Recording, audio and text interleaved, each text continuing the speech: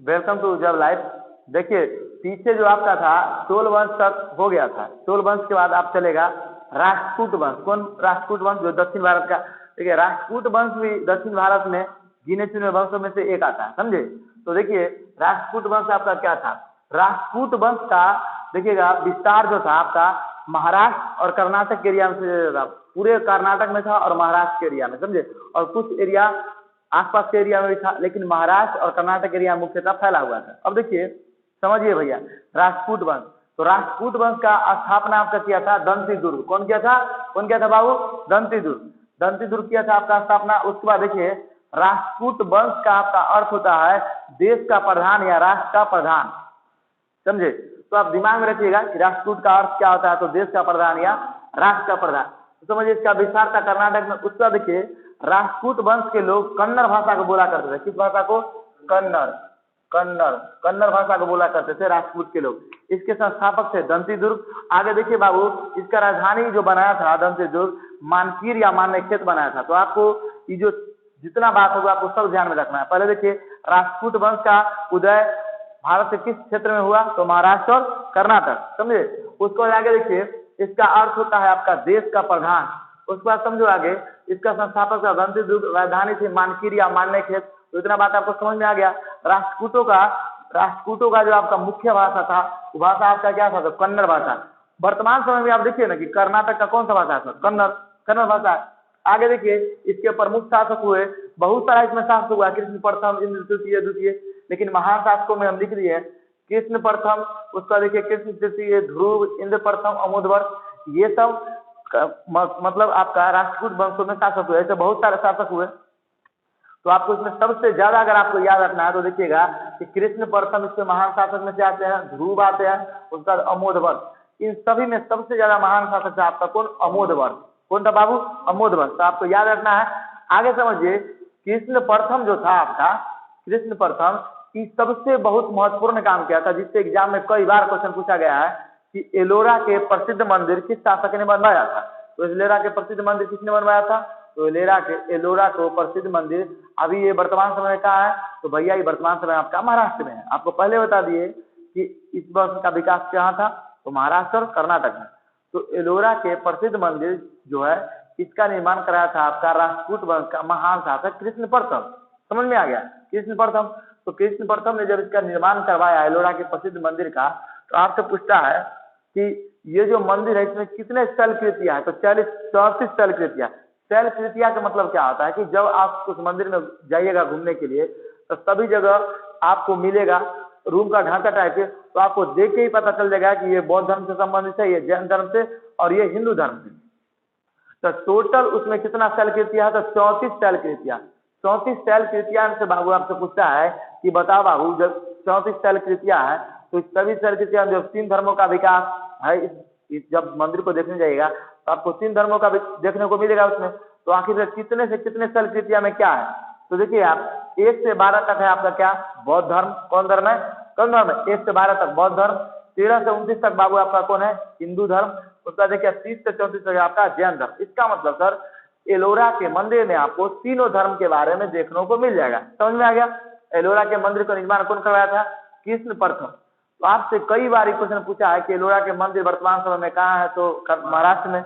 उसका निर्माण कौन करवाया था? कृष्ण प्रथम। कभी कभी ये भी क्वेश्चन पूछ दिया है कि एलोरा के प्रसिद्ध मंदिर का निर्माण किन शासकों ने किया था? राष्ट्रकूट। कौन शासक? राष्ट्रकूट। अब इतना बात आपको समझ में आ गया। आगे देखिए, इसी में राष्ट्रकूट वंश में ही एक आपका महान शासक हुआ जिसको हम ध्रुव के नाम से जानते हैं। क्या नाम से जानते हैं? ध्रुव। अब देखिए ध्रुव क्या होता है? ध्रुव देखिएगा कि कन्नौज को हड़पने के लिए, कन्नौज के क्षेत्र को हड़पने के लिए एक बहुत ही बड़ा युद्ध होता है, जिसको हम जानते हैं त्रिपक्षीय संघर्ष के युद्ध में। त्रिपक्षीय क्यों जानते हैं? तो देखिए, इसमें 3 शासकों ने भाग लिया था। 3 शासकों ने। समझिए, इसको समझते हैं मैप के हिसाब से। इधर दिख रहा है? अब देखिए, इधर थोड़ा समझते हैं हम।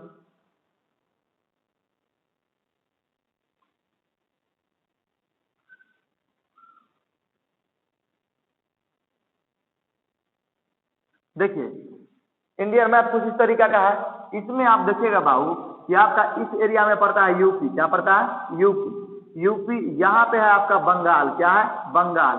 उसका देखिएगा यहाँ पे आपका पड़ता है गुजरात, यहाँ पे गुजरात, यहाँ पे आपका पड़ता है क्या, महाराष्ट्र और कर्नाटक, इसमें था राजपूत। तो अब आप समझिए, इसको समझाना हम क्या चाहते हैं कि आप देखिए, ये जो आप गुजरात देख रहे हैं इसमें था प्रतिहार वंश। कौन वंश था? प्रतिहार। उसके बाद यहाँ था आपका राजपूत। कौन था? राजपूत। उसके बाद यहाँ पे बंगाल में आप देखिए था, यहाँ था पाल। कौन सा? पाल। अब बताइए आप, टोटल आपका शासकों का संख्या कितना हो गया बुआ? 3 शासक। कौन कौन हुआ? एक हुआ प्रतिहार, एक हुआ राजपूत, एक हुआ पाल। आप तीनों मिलकर एक जगह घुमत ले था, समझे? कौन जगह?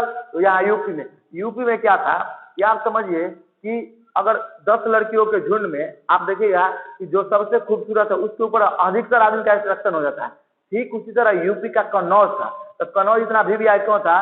तो कन्नौज एक खूबसूरत पद्मावती दुल्हन की तरह थी जिसको हड़पने के लिए सब व्यग्र थे। कौन? प्रतिहार, राजपूत, पाल। अब देखिए, इस कन्नौज को हड़पने के लिए इसलिए ये एरिया को सब हड़पना चाहता था कि आप देखिएगा कि कन्नौज पर उत्तर भारत में अधिकार कौन था? हर्षवर्धन का।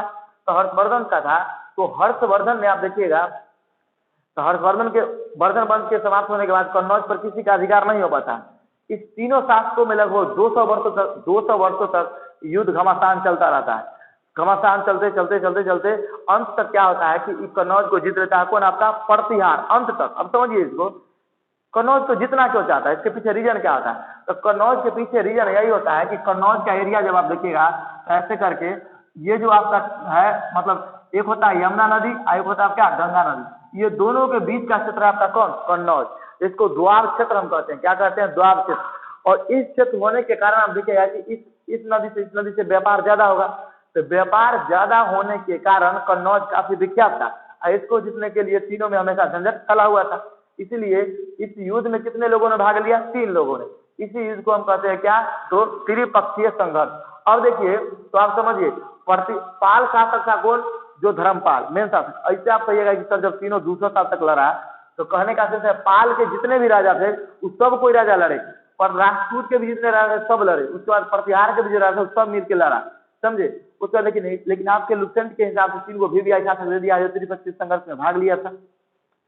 तो पाल शासक आपका धर्मपाल भी भाग लिया। राजपूत की तरफ से कौन था? ध्रुव। और प्रतिहार की तरफ से कौन था? वत्सराज। जब इस तीनों ने लड़ा था तो इन तीनों के समय में आप देखिएगा, तो इन तीनों के समय में तो जीत गया था आपका कौन? तो जीत गया था आप ध्रुव। कौन जीत गया था? ध्रुव। तो जब आपको पूछेगा कि त्रिपक्षीय संघर्ष को जीतने वाला कौन था, शासक का नाम दे, तो आपको मानना है ध्रुव। समझ नहीं समझे? और जब आपको पूछे कि अंततः त्रिपक्षीय संघर्ष में विजय कौन पाया था, तो प्रतिहार। समझ में आ गया? प्रतिहार। तो समझ में आ गया आपको कि त्रिपक्षीय संघर्ष युद्ध क्या था। अब आगे देखिए अमोद वंश। तो अमोद वंश क्या था बाबू? तो अमोद वंश भी इस वंश का सबसे महान शासकों में से एक हुआ। कौन? राजपूत वंश में अमोद वंश। अमोद वंश जैन धर्म को मानने लगा था। किस धर्म को? जैन धर्म के। आगे देखिएगा, ये उपाधि आपका धारण क्या था? कविराज मार्ग की उपाधि। आपको पीछे भी कविराज मार्ग की उपाधि धारण करने वाला एक उत्तर भारत में शासक था। कौन सा सर जी? समुद्रगुप्त। कौन था? समुद्रगुप्त। आगे देखिए, अमोद वर्ष जो आपका होता है तुंगभद्रा नदी में अपना आत्मसमर्पण कर देता है पूजा करते हुए। तो देखिए जैन धर्म में, हाँ, जैन धर्म में एक विधि है, जब कोई शासक जैन धर्म में ज्यादातर डूब जाता है तो उस संलेखना विधि से अपने प्राण को त्याग देता है। जिस तरह चंद्रगुप्त मौर्य ने कर्नाटक के सरवन बेलगोला में अपने अंतिम क्षण में समय को त्यागा था, ठीक उसी तरह तुंगभद्रा नदी में प्रवेश करके कल जोड़ के ये भी खड़ा रहता है, आपका क्या करता है? प्राण त्याग देता है। तो अमोद वर्ष के बारे में आप इतना जान गए, इतना ही ध्यान रखना है आपको। आगे देखिए, राजपूत वंश का सबसे अंतिम शासक हुआ आपका कृष्ण तृतीय। कौन हुआ? कृष्ण तृतीय। कृष्ण तृतीय के दरबार में एक बहुत ही महान कवि रहते थे जिसको हम कहते हैं पोन। कौन कहते हैं बाबू? पोन। तो पोन क्या किया था? इस शांति पुराण का रचना किया था। किस पुराण का? शांति पुराण का। तो आप याद रखिएगा कि आपसे क्वेश्चन पूछेगा कि शांति पुराण के रचनाकार पोन किसके दरबार में रहते? तो कृष्ण तृतीय के दरबार में। अब देखिए, कृष्ण तृतीय ही था जो आपका राजपूत वंश का अंतिम शासक था। कौन था? राजपूत वंश का अंतिम शासक। अब समझिए आप थोड़ा सा पीछे, राजपूत वंश का जब उदय हुआ तो यह देखिएगा कि कीर्ति वर्मन द्वितीय शासक को मार के स्थापना करता है। कौन? ये आपका मतलब दंतीदुर्ग कीर्ति वर्मन द्वितीय को हरा के स्थापना करता है। किस वंश का? राजपूत वंश का। वो आप इस सबको समझ गए होंगे तो इसका स्क्रीनशॉट ले लीजिए आप, और उसके बाद आगे आपका पाल वंश बताएंगे।